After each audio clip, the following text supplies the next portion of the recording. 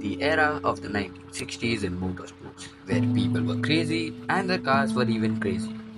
Motorsports was wild during those days, with people coming up with new technology faster than comedians getting jailed these days.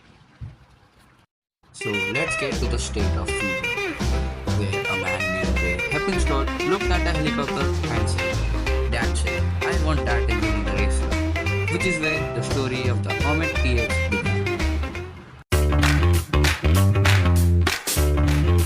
The Howmet TX, designed by Ray Heppenstall and Bob McKee, was an American prototype race car designed in 1968, which, trust me, tests the competitive use of a gas turbine engine out of a Continental 3S25/1 helicopter. Holy shit! That's the sound of the police! Although not the first attempt at using a turbine engine in racing, the Hornet, owning two SCCA wins, is the only car on Earth to win with a turbine engine. As I said, the 1960s was a wild time in motorsports, with use of gas turbine engines trying to be an alternative to piston engines, with companies like Chrysler, Rover and BRM combining to build a similar car for LeMans in 1963 and 1965. Their cars, although unable to win, showed reliability. So, by 1967, Andy Granatelli, the team owner and developer, had created the STB Paxton Turbo car for the Indy 500, which was super fast with nearly winning the God time event, suffered a transmission failure with only 8 miles remaining.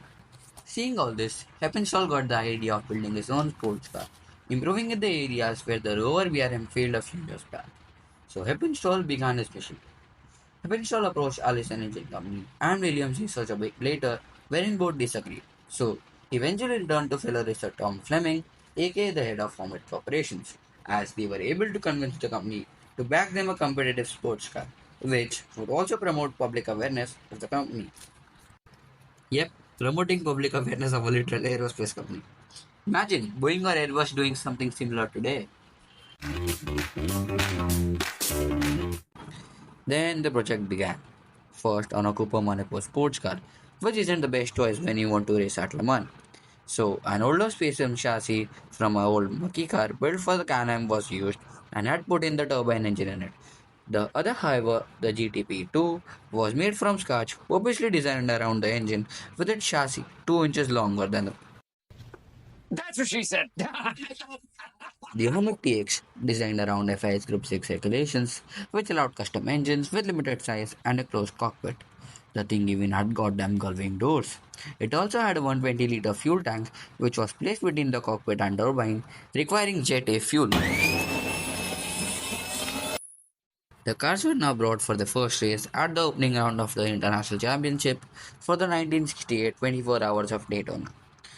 Although both cars being present, only the newer GTP took part in the race, qualifying 7th overall but retiring just on lap 34 after hitting a barrier due to a turbine wastegate failure.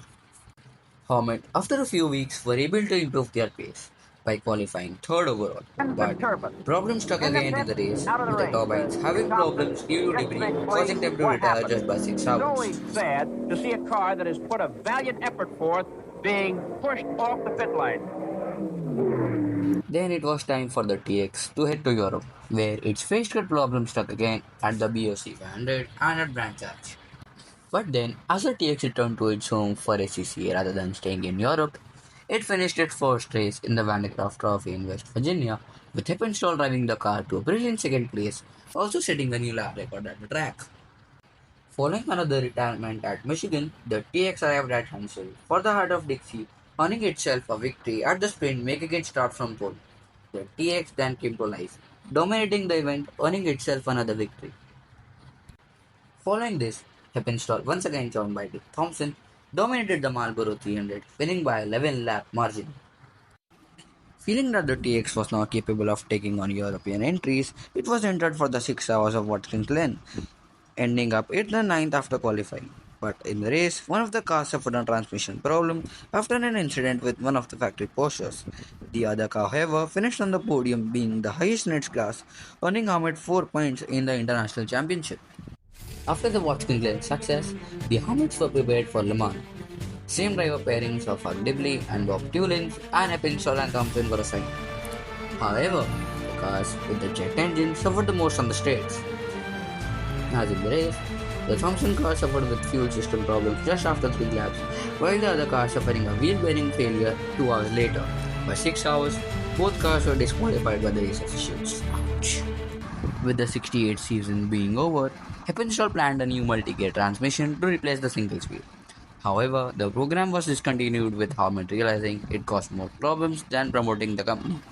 The Howmet, although being a failure as a race car in some sense, Heppenstall decided to repair the second chassis, named it the TX Mark II, which attempted to break world land speed records for turbine-powered cars.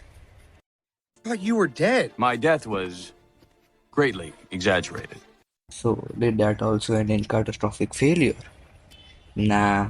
The TX broke 6 land speed records in the Talladega Motor Speedway in the FIS Class 2 and Class 3 categories. The Howmet TX. In its short-lived period, it showed, firstly, how insane motorsports was in the 60s, and secondly, it kinda proved that a turbine engine can be competitive in racing, unless it's a long one. Its unique engineering and innovative approaches are still fascinating to hear about today, as a significant remnant of unconventional thinking in racing history. So, how would you rate the Howmet TX and its story? And what unknown and weird motorsport stories would you like to hear next? Comment down below.